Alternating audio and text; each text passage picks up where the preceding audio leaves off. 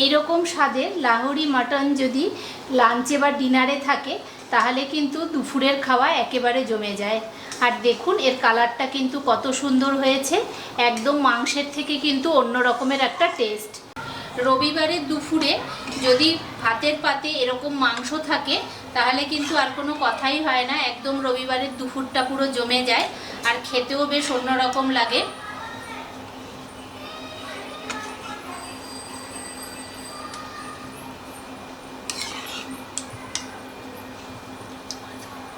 নমস্কার বন্ধুরা, প্রবাসী কুকিংয়ের একটি নতুন পর্বে আপনাদেরকে স্বাগত জানিয়ে দারুণ স্বাদের একটা রেসিপি নিয়ে আজকে আপনাদের কাছে চলে এসেছি।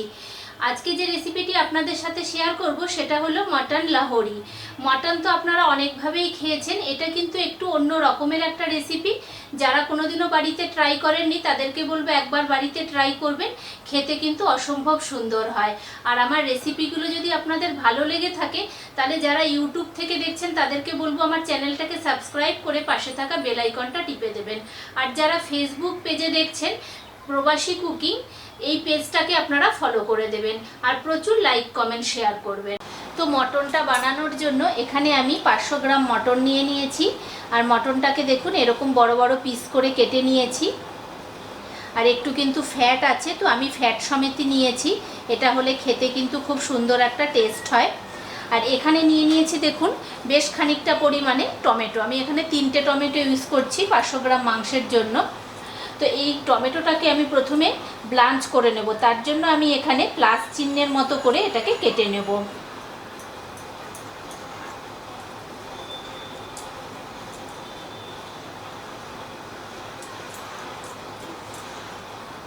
তো টমেটোটা কাটা হয়ে গেছে, তো এবারে আমি এটাকে ব্লাঞ্চ করতে বসিয়ে দিই।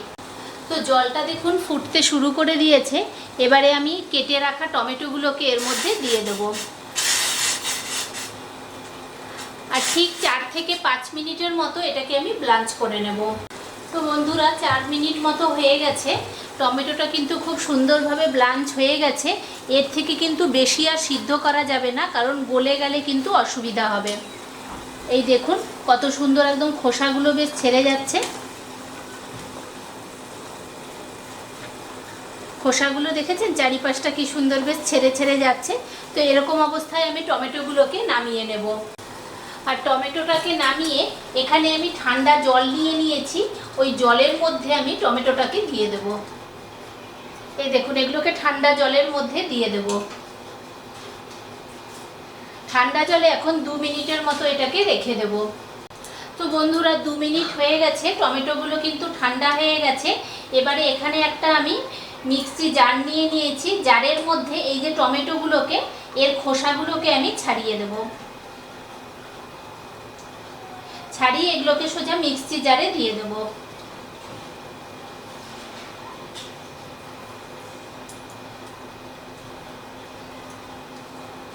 আর এখানে আমি কিছু মশলা নিয়েছি, এখানে নিয়েছি খানিকটা রসুন, আদা, গোটা জিরে, গোটা গোলমরিচ, কাঁচা লঙ্কা, লঙ্কাটা আমার ঘরে থেকে পেকে গেছে, এটা কিন্তু কাঁচা লঙ্কাই ছিল।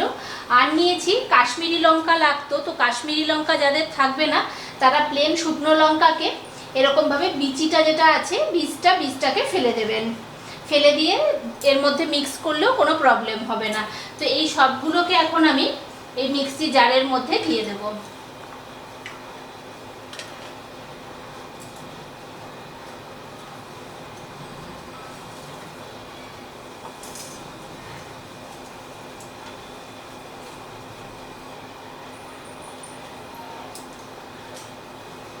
দিয়ে এর একটা মিহি পেস্ট আমি রেডি করে নেব। কড়াই বসিয়ে দিয়েছি, কড়াইয়ের মধ্যে দিয়ে দিচ্ছি পরিমাণ মতো সর্ষের তেল।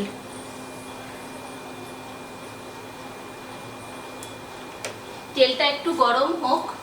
তেলটা কিন্তু গরম হয়ে গেছে, তেলের মধ্যে দিয়ে দিচ্ছি একটা তেজপাতা ফোড়নে। আর এখানে আমি খানিকটা পেঁয়াজ নিয়ে নিয়েছি, 3টে বড় সাইজের পেঁয়াজকে আমি কুচি করে নিয়েছি একদম সূক্ষ্ম সূক্ষ্ম করে। তো এই পেঁয়াজটাকে আমি দিয়ে দেবো তেলের মধ্যে। পেঁয়াজের পরিমাণটা কিন্তু একটু বেশি লাগবে।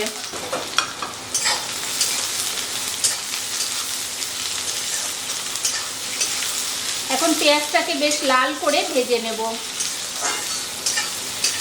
তো পেঁয়াজটা দেখুন হালকা ব্রাউন কালার এসে গেছে। তো এইরকম স্টেজে আমি এর মধ্যে দিয়ে দেব মাংসটা। আর এই রান্নায় কিন্তু মাংসটা ম্যারিনেট করতে হবে না, আমি এইভাবেই মাংসটাকে ডাইরেক্ট ধুয়ে নিয়েছিলাম, ওই ধোয়া মাংসটাকেই আমি এখানে দিয়ে দিচ্ছি।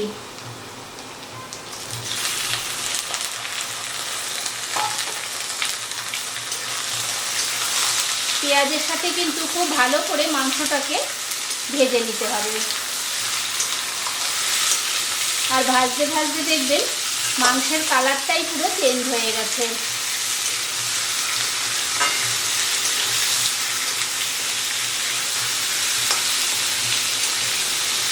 আর যেহেতু ফ্যাট আছে, ফ্যাটটাও কিন্তু বেশ তেলের সাথে মিশে যাবে। তো এখন মিনিট 2 মতো আমি মাংসটাকে পেঁয়াজের সাথে একটু ভেজে নেব।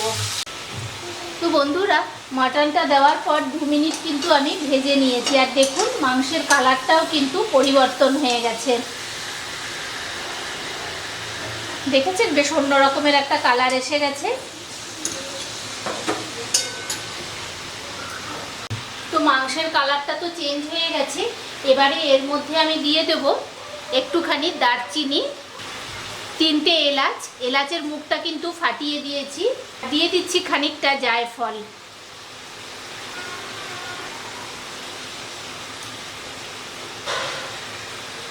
জায়ফলটা দেওয়াতে কিন্তু মাংসটা দিয়ে খুব সুন্দর একটা গন্ধ বেরোবে।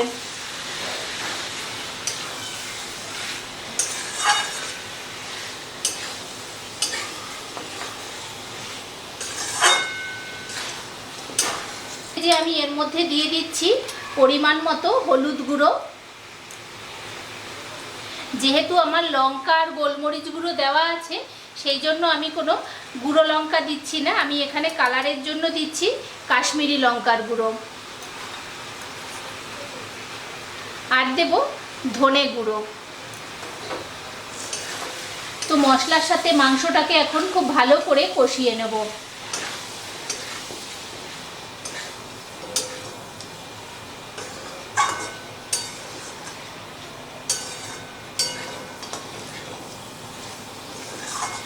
আমি কিন্তু এই স্টেজে নুন দেব না, পুরো যখন সব মশলা দেওয়া হয়ে যাবে তখন আমি নুনটা দেব।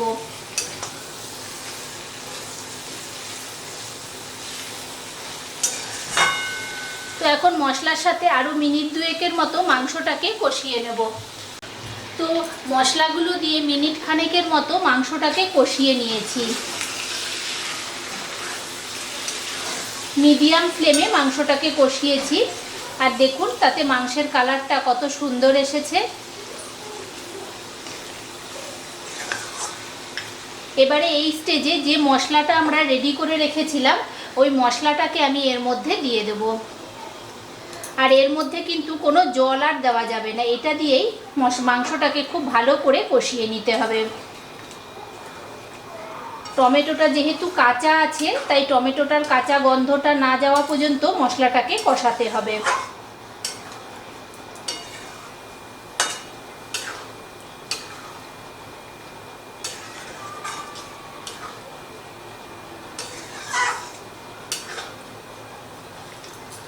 এখন মিনিট 5 মতো আমি মশলাটাকে কষিয়ে নেব, যতক্ষণ না মশলা থেকে কাঁচা গন্ধ চলে যাচ্ছে। আর এবারে এর মধ্যে দিয়ে দিচ্ছি আমি পরিমাণ মতো নুন। নুনটা কিন্তু অবশ্যই আপনারা আপনাদের স্বাদ অনুসারে দেবেন।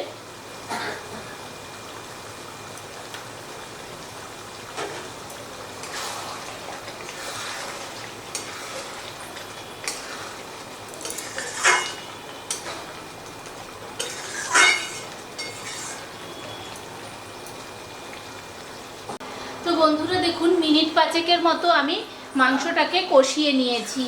আর কালারটা দেখুন কত সুন্দর এসেছে। কালারটা দেখেই বোঝা যাবে টমেটোটা যে দেওয়া হয়েছিল ওটা কিন্তু খুব সুন্দরভাবে রান্না হয়ে গেছে।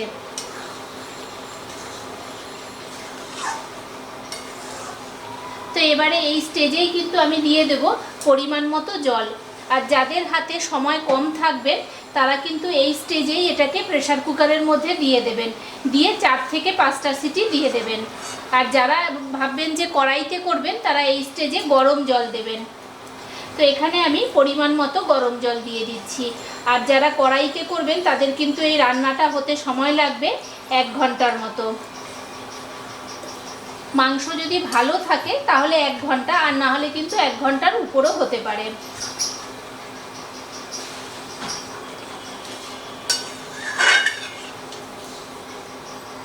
তো এবারে এটাকে ঢাকা দিয়ে আমি প্রথমে 15 থেকে 20 মিনিটের মতো হতে দেবো। তারপরে 20 মিনিট পর আমি ঢাকনাটা তুলে দেখবো কীরকম এটা সিদ্ধ হচ্ছে। তো এখন 20 মিনিট এটা হোক। তো বন্ধুরা, আমি 20 মিনিট বলেছিলাম, তার জায়গায় কিন্তু আমি আধ ঘন্টায় এটাকে ঢাকা দিয়ে ফুটিয়ে নিয়েছি। আর ফ্লেমটা কিন্তু মিডিয়াম করে রেখেছিলাম। তো মাংসটা বেশ সিদ্ধ হয়ে গেছে, 70% মতো হয়ে গেছে। তো এখন আমি আরও খানিকক্ষণ এটাকে ফুটিয়ে নেব। তো আবারও আমি মিনিট 15-20 মতো এটাকে ফুটিয়ে নেব। তো বন্ধুরা, আমি আরও মিনিট 20 মতো এটা সিদ্ধ করে নিয়েছি। আর দেখুন মাংসটা আমার কত সুন্দরভাবে সিদ্ধ হয়ে গেছে।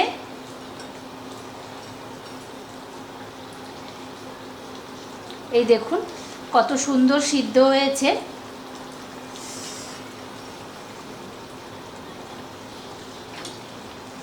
দেখেছেন কত সুন্দর বেশ সিদ্ধ হয়ে গেছে। তো এবারে এর মধ্যে আমি দিচ্ছি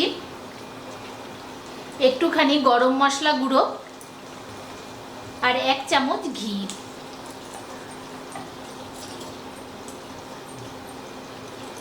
আর দিয়ে দিচ্ছি 2টো কাঁচা লঙ্কা।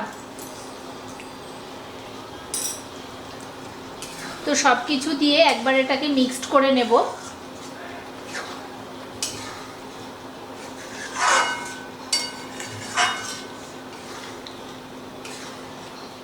তো রেডি হয়ে গেছে দারুণ স্বাদের লাহোরি মাটন। তো চলুন এটাকে এবারে গরম গরম পরিবেশন করে দিই। এটা কিন্তু রুটি, ভাত, পরোটা সব কিছুর সাথেই ভালো লাগে। তো আজকে আমি এটাকে ভাতের সাথে পরিবেশন করব। তো বন্ধুরা, রেডি হয়ে গেছে একদম নতুন ধরনের একটা স্টাইলের লাহোরি মাটন। তো আজকের আমার এই সহজ পদ্ধতিতে মাটন রেসিপিটা আপনাদের কেমন লাগলো অবশ্যই সবাই কমেন্ট বক্সে আমাকে জানাবেন। আশা করি আপনাদের সকলের খুবই ভালো লেগেছে। আর আজকের মতো এই পর্যন্ত। দেখা হচ্ছে পরের দিন নেক্সট কোনো একটা ভিডিও নিয়ে। সবাই ভালো থাকবেন, সুস্থ থাকবেন।